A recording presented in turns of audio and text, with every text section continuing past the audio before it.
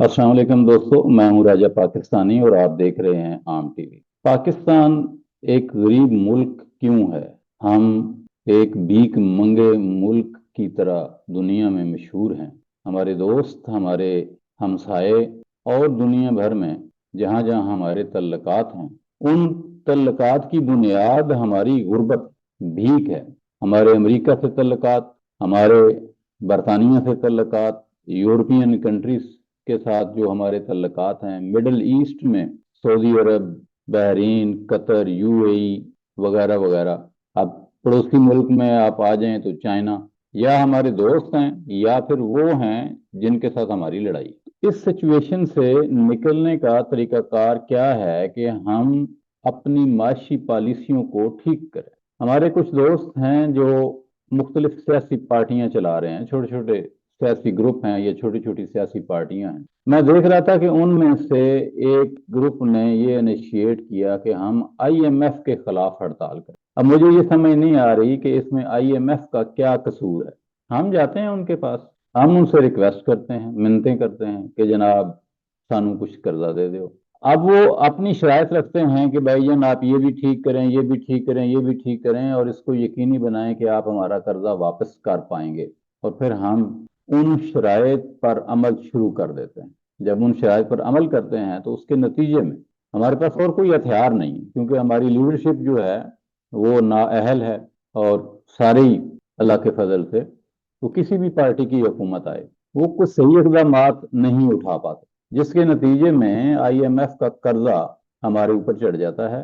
चीजें महंगी हो जाती हैं, उससे जो कमजोर तबका है माशी तौर पर पसमानदा, 50% ऑलमोस्ट, या शायद अब पता नहीं इससे भी ज्यादा हूं, जो गुर्बत की लकीर से नीचे, जिनके पास एक वक्त की रोटी हो तो दूसरी वक्त का कोई पता नहीं है, भरोसा नहीं है कि शाम को भी मिलेगी, वो तबका बहुत ज्यादा मुतासर होता है। मिडिल क्लास भी बहुत ज्यादा मुतासर होती है। परेशानियां, मुश्किलात, इनसिक्योर फ्यूचर, ये बेचारे दिन रात इन्हीं सोचों में गुम रहते। खुशियां इनसे रूठ जाती हैं और इनकी जिंदगी का महवर हर वक्त की सोचें, बच्चों का गैर यकीनी मुस्तकबिल और परेशानियां होती। बिजली, गैस, पेट्रोल की कीमतों में आए रोज इजाफा इसी वजह से होता, क्योंकि हमारे हुक्मरानों के पास इससे बेहतर कोई सलूशन नहीं है। और वो न सिर्फ कोई सलूशन नहीं रखते, बल्कि अपनी जो अयाशियां हैं वो भी कम नहीं करते। ताज़ा तरीन जो गवर्नमेंट बनी है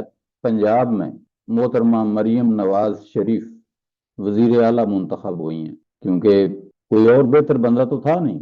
जो बड़ी सियासी पार्टियां हैं वो जो बड़ी सियासी पार्टियां हैं वो मौरूसियत पर यकीन रखती हैं, अजारादारी की बुनियाद पर कायम है, और उन्हें ये लगता है कि उनके बच्चों से ज्यादा टैलेंटेड कोई आदमी नहीं, कोई पॉलिटिशियन।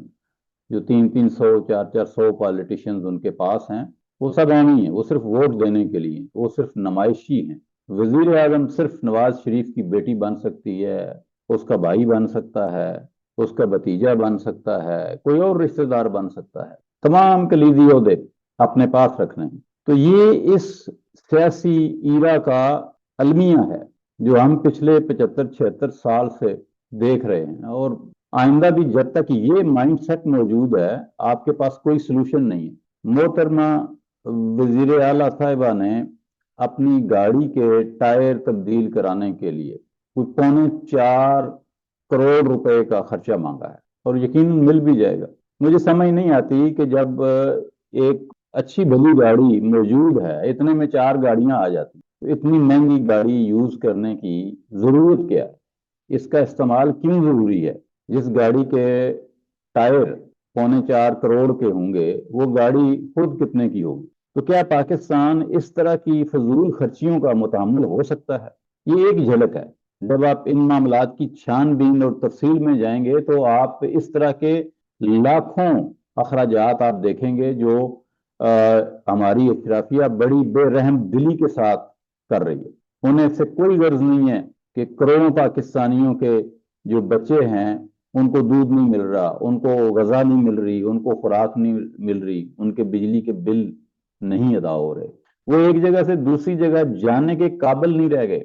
आपको यकीन इस बात का इदराक होगा کیونکہ میرے مخاطب سے وہی لوگ ہیں جو میری کمیونٹی سے تعلق رکھتے ہیں، غریب لوگ، عام پاکستانی۔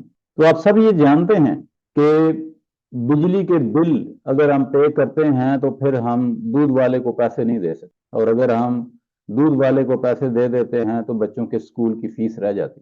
ان حالات میں ہمارے حکمران کیسے ہونے چاہیے؟ کیا مریم نواز جیسے ہونے چاہیے؟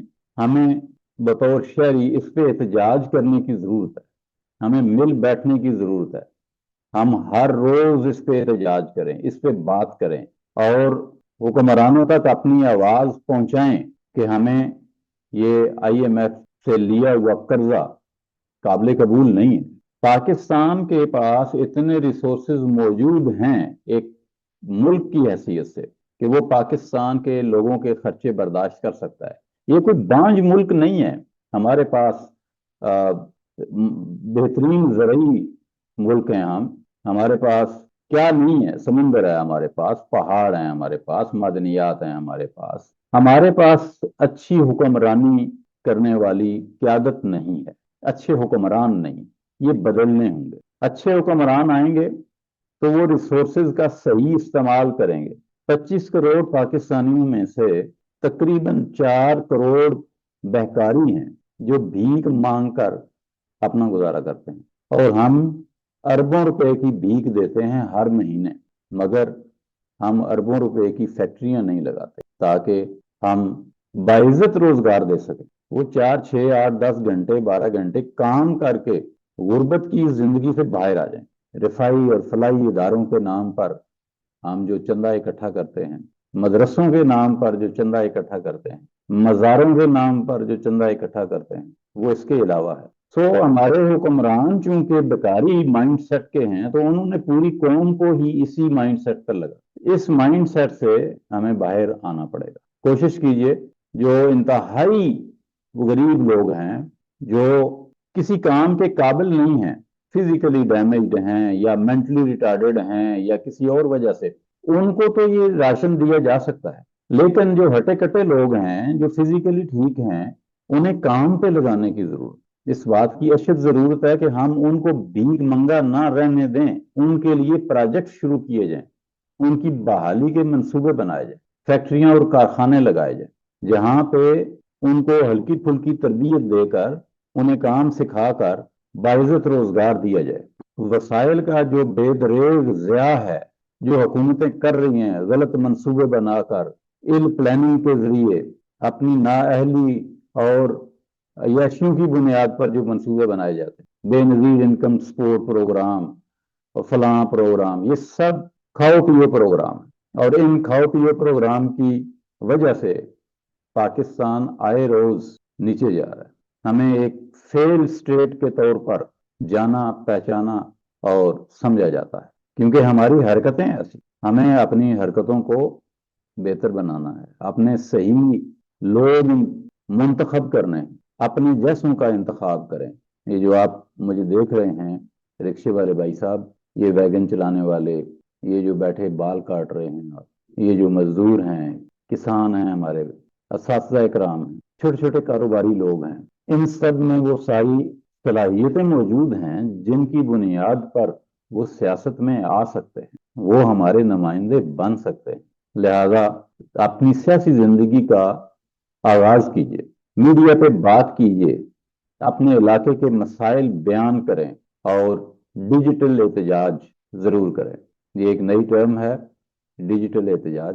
انشاءاللہ اس کے اوپر بھی میں ایک پوری ویڈیو بناؤں گا کہ ہم ڈیجیٹل احتجاج کیسے کریں۔ راجہ پاکستانی کو اجازت دیجیے، اللہ نگہبان، اپنا سارے پاکستان کا، سب انسانوں کا خیال رکھیے گا۔